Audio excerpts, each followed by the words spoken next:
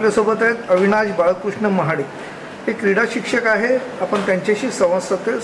प्रत्येक वर्षी bank of Baroda ह्या स्पर्धा आयोजन करण्यासाठी आयडियलचं सहकार्य घेतं आणि शालेय मुलांना जी बेस असतो तो शालेय मुलांपासूनच सुरू होतो आणि या मुलांना जर आतापासून चेसची आवड निर्माण केली तर भविष्यात अनेक चांगले खेळाडू निर्माण होऊ शकतात.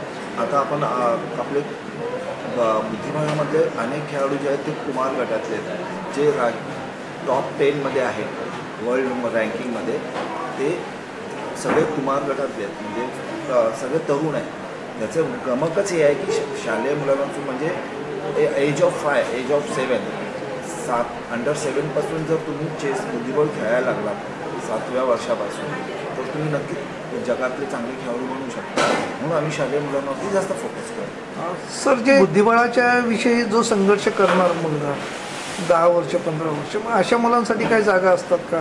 स्पोर्ट्स कोटा असतो का? स्पोर्ट्स कोटा असतो आणि बुद्धिबळाला भविष्य खूप चांगलं आहे. बुद्धिबळ खेळाडूंना अनेक ठिकाणी तुम्हाला जॉब मिळतातच. त्याबरोबर आत्ताच जे ग्रँड मास्टर्स झालेले आहेत त्यांनासुद्धा सरकारकडून वेगवेगळा मिळाला. आर्थिकदृष्ट्या हा थोडासा खर्चिक वाटतो, काय सांगाल? आर्थिकदृष्ट्या खर्चिक आहे, पण हा खेळ तुमच्या बुद्धीशी रिलेटेड आहे.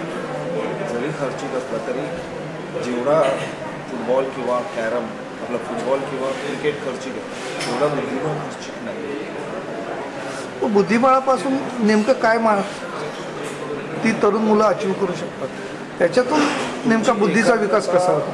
एक तर बुद्धिबळ खेळामुळे तुमची एकाग्रता निर्माण होते, तुमचा अभ्यासातला कस लागतो, त्यानंतर वेगळ्या प्रकारे विचार करण्याची तुमची शक्ती वाढते. मला 64 घरं आहे.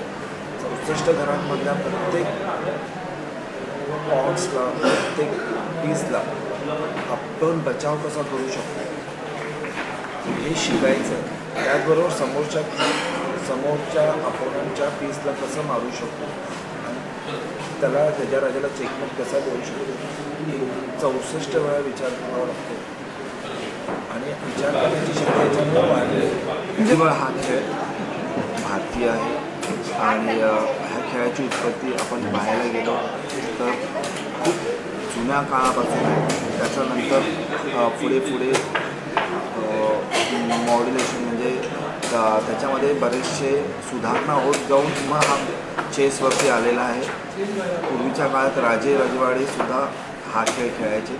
आपली सेना आणि आपल्या सैन्याची व्यूहरचना कशा प्रकारे केली जावी ती ह्या बुद्धिबळाच्या खेळाची निर्मितीचा मेन स्तोत्र आहे.